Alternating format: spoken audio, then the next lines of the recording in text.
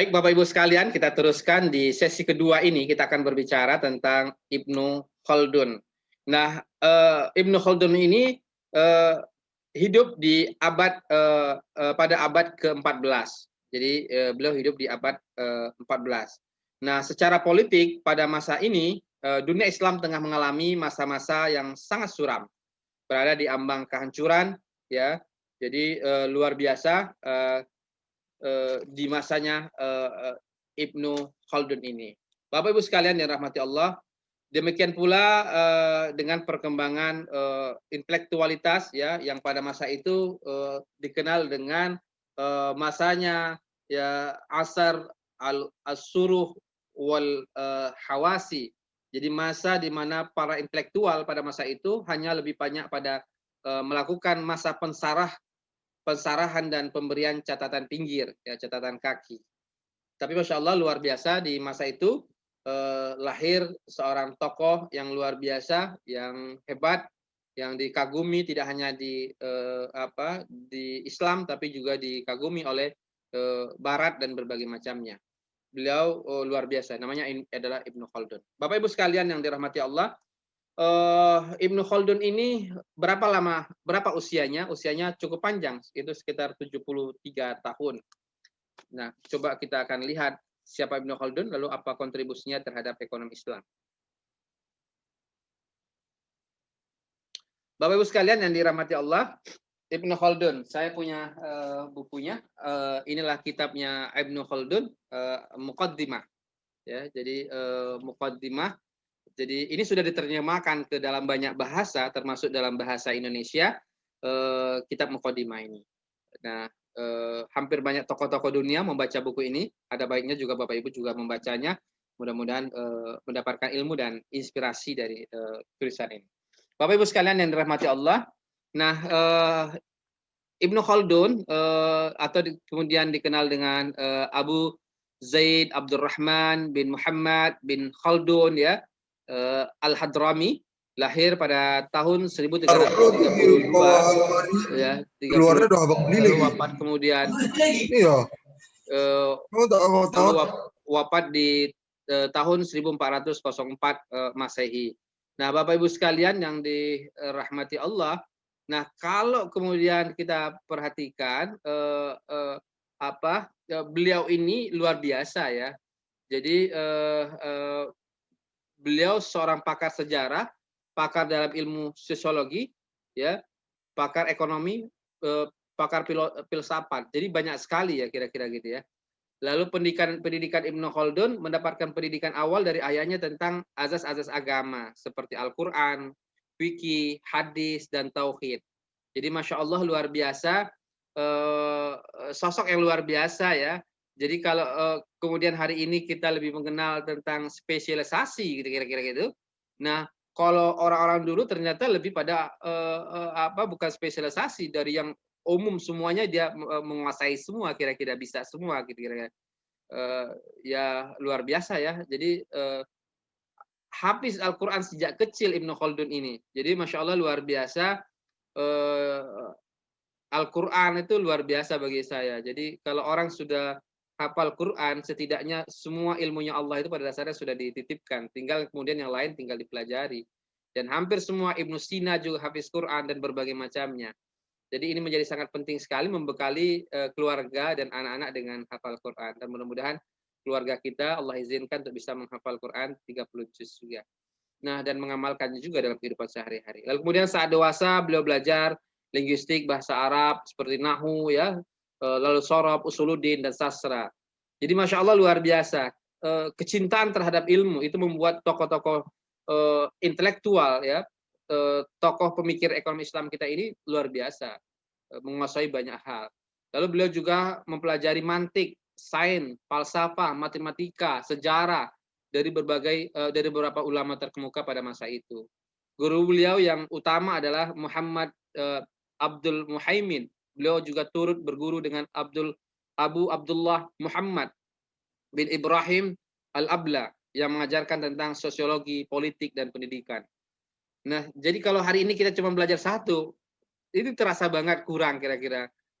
Masya Allah luar biasa. Wajar kalau kemudian lahir tokoh sehebat Ibnu Khaldun ini, karena memang dia berguru dengan banyak guru, dan kemudian belajarnya tidak hanya satu ilmu, tapi kemudian banyak ilmu dikuasainya.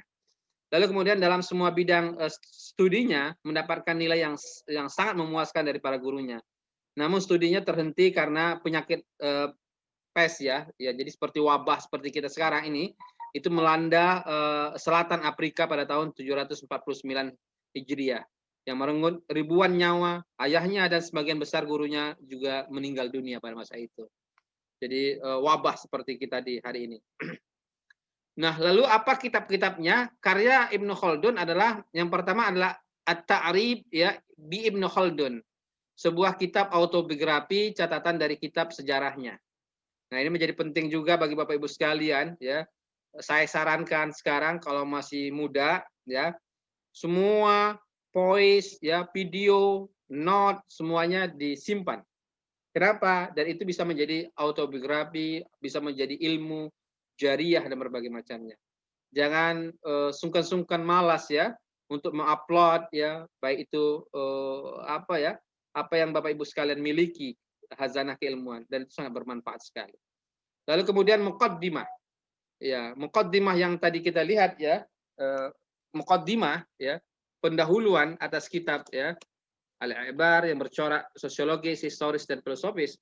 Maka di dalam ini bicara tentang banyak hal. Di sini ada sosiologis ya, dan ada ekonomi ya, dan historis dan berbagai macamnya. Nah, lalu kemudian Lubab Al-Muhassal fi Usul Ad-Din ya, sebuah kitab tentang permasalahan dan pendapat-pendapat teologi yang merupakan ringkasan dari kitab Muhassal Abkar Al-Mutaqaddimin wa Mutaakhirin karya Imam Fahruddin Ar-Razi. Bapak Ibu sekalian yang dirahmati Allah, nah apa kontribusinya terhadap ekonomi? Pertama kita bahas satu persatu. Yang pertama division of labor, yaitu pembagian kerja atau spesialisasi. Jadi kenapa spesialisasi kerja menurut Ibnu Khaldun? Karena hanya spesialisasilah yang memberikan produktivitas tinggi. Nah, ini menjadi menarik ya. Jadi menurut Ibnu Khaldun, yaitu division of labor-nya adalah pembagian kerja ya. Pembagian kerja itu artinya memang kenapa butuh spesialisasi kerja? Karena hanya spesialisasilah yang akan memberikan produktivitas tinggi. Nah, ini menjadi menarik. Lalu kedua, keuangan publik. Apa pendapat Ibnu Khaldun? Pengeluaran pemerintah itu penting ya. Tanpa infrastruktur yang disiapkan oleh negara, mustahil terjadi populasi yang besar. Jadi Ibnu Khaldun mengungkapkan ya, pengeluaran pemerintah untuk membangun infrastruktur itu menjadi sangat penting. Jadi yang disiapkan oleh negara ya, mustahil terjadi populasi yang besar kalau kemudian tidak ada infrastruktur. Dan itu juga dilakukan oleh Umar bin Khattab misalnya, ya, yang mengalokasikan lebih banyak misalnya untuk infrastruktur dan berbagai macamnya. Lalu kemudian kekayaan negara. Nah, kekayaan negara ini menjadi menarik. Menurut Ibnu Khaldun, ya, kekayaan negara tidak ditentukan oleh jumlah uang yang dimiliki, tapi ditentukan oleh dua, ya. Yang pertama adalah produksi barang dan jasa. Jadi menurut Ibnu Khaldun, ya, tidak ditentukan oleh uang, tapi ditentukan oleh dua. Apa yang ditentukannya Bapak Ibu sekalian? Menurut Ibnu Khaldun, no uang bukan uang. Ya. Apa uang? Uang itu kalau gini aja seperti berapa sekarang peredaran uang di bursa kita, di pasar modal kita? Itu triliun mana Pak per hari itu. Ditusuk sedikit meletus nggak Pak? Meletus Pak. Karena bukan sektor real kan. Nah, sektor keuangan itu dahsyat luar biasa. Nah, menurut Ibnu Khaldun, ya, kekayaan negara itu ditentukan oleh dua. Apa? Yang pertama produksi barang. Ya, produksi barang dan jasa. Nah, sekarang kita Masya Allah luar biasa sekarang nih. Ya.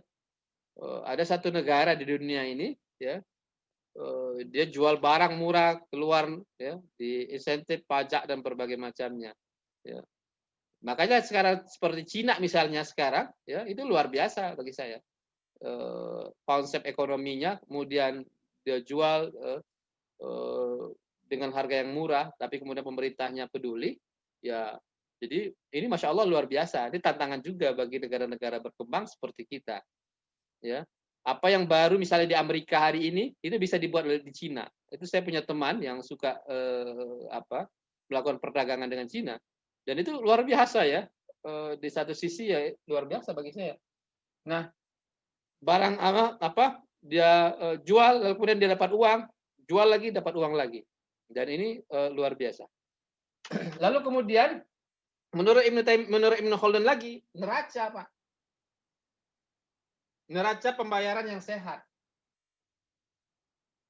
Lalu saya teringat kalau kita belajar tentang kembali pada produksi tadi, Rasulullah kan juga begitu juga. Rasulullah lebih mementingkan tentang ekonomi sehat itu ekonomi yang cash flow-nya cepat kan.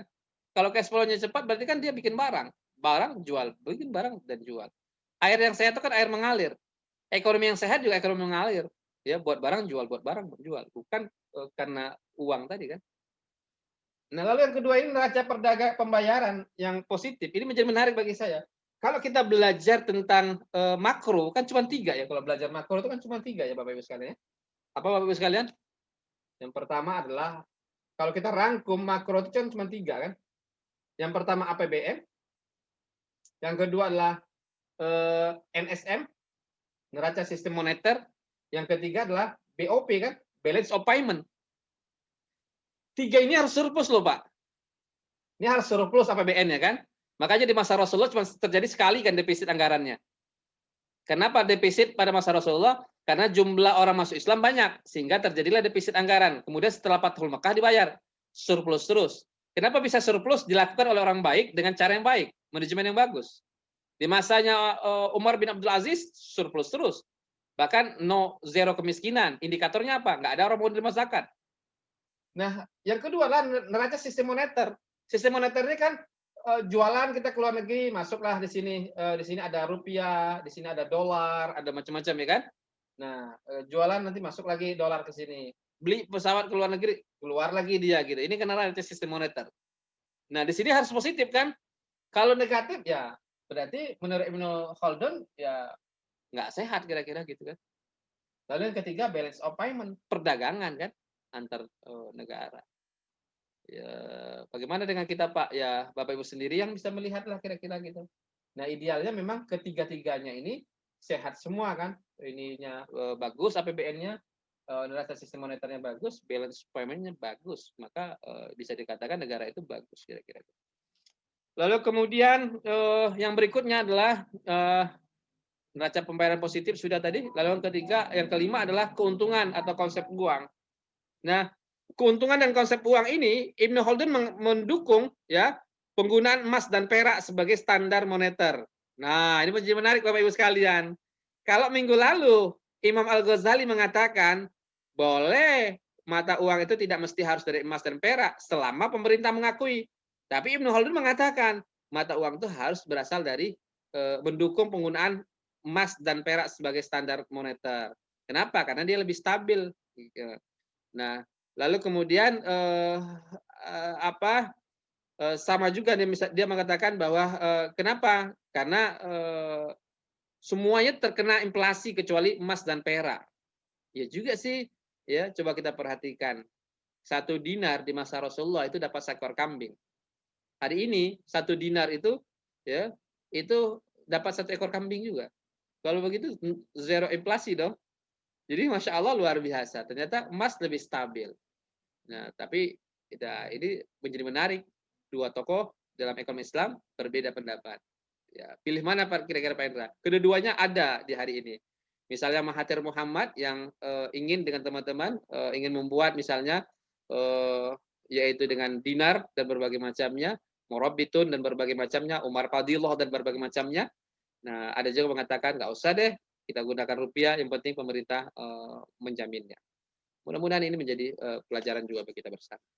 Lalu kemudian tentang kesejahteraan masyarakat. Nah, ini menjadi penting, tentu konsennya semua adalah kesejahteraan masyarakat, bagaimana masyarakatnya sejahtera. Lalu mekanisme pasar juga demikian ya. Bagaimana kemudian pasar itu diatur ya, yang dalam bahasa Pak Indra tadi artinya bukan pada intervensi harga, tapi pada intervensi pasar. Jadi bagaimana kemudian pasarnya kembali normal, maka secara otomatis harga juga akan kembali normal. Lalu kemudian perdagangan internasional menekankan pasar bebas, ya, menentang intervensi pemerintah, ya. Lalu kemudian eh, apa pendudukan faktor yang mendorong perdagangan internasional. Jadi ini menjadi satu catatan poin daripada Ibnu Khaldun. Lalu menurut Ibnu Khaldun pendapatan nasional itu ada 3. Apa saja itu? Yang pertama adalah gaji, yang kedua adalah laba, yang ketiga adalah pajak. Jadi 3, ya. Gaji yang bekerja, ya, laba bagi pengusaha, pajak bagi negara. Ya, jadi ini Masya Allah luar biasa. Lalu ekonomi itu sektornya apa saja? Ya, produksi, ya, pertukaran, layanan masyarakat dan berbagai macamnya.